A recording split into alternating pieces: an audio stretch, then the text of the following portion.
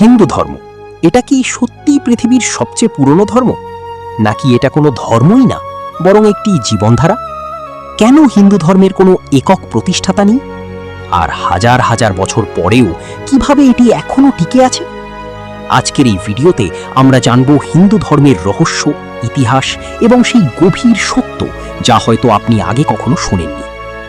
নমস্কার বন্ধুরা, আমি রতন।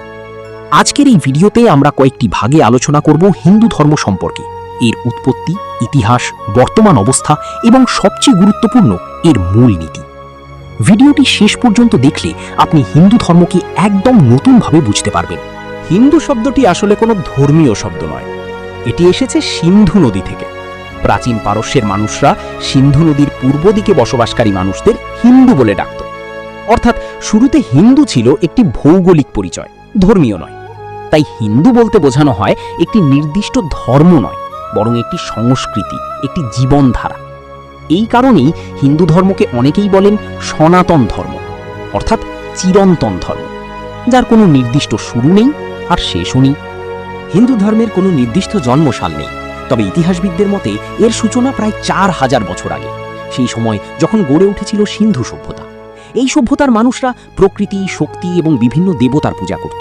তাদের বিশ্বাস ছিল এই মহাবিশ্বের প্রতিটি জিনিসের মধ্যে একটি শক্তি কাজ করে। এই ভাবনা থেকেই ধীরে ধীরে গড়ে ওঠে ধর্মীয় দর্শন, যা পরবর্তীতে হিন্দু ধর্মের ভিত্তি তৈরি করে।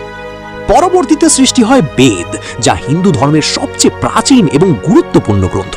এই বেদগুলোতে রয়েছে মন্ত্র, জ্ঞান এবং জীবনের গভীর দর্শন। এরপর আসে উপনিষদ, পুরাণ এবং মহাকাব্য, যেমন মহাভারত এবং রামায়ণ। এই গ্রন্থগুলো শুধু গল্প নয়, এগুলো মানুষের জীবন, নৈতিকতা এবং ধর্মীয় চিন্তার প্রতিফলন, যা হাজার হাজার বছর ধরে মানুষের চিন্তাভাবনাকে প্রভাবিত করে আসছে।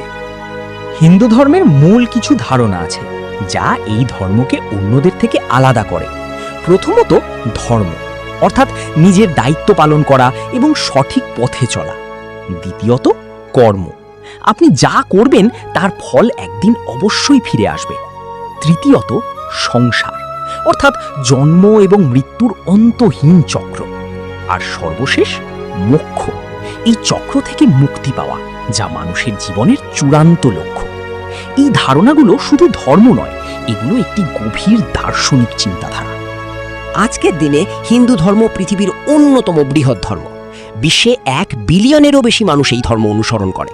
বিশেষ করে ভারত এবং নেপালে এর প্রভাব সবচেয়ে বেশি।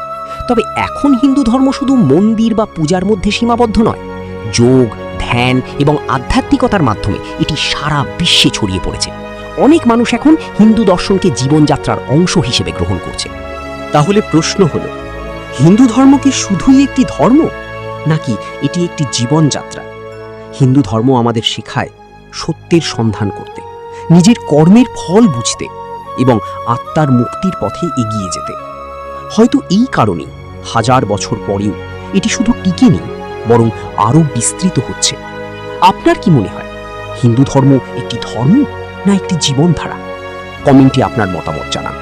ভিডিওটি ভালো লাগলে লাইক দিন, শেয়ার করুন এবং চ্যানেলটি সাবস্ক্রাইব করতে ভুলবেন না।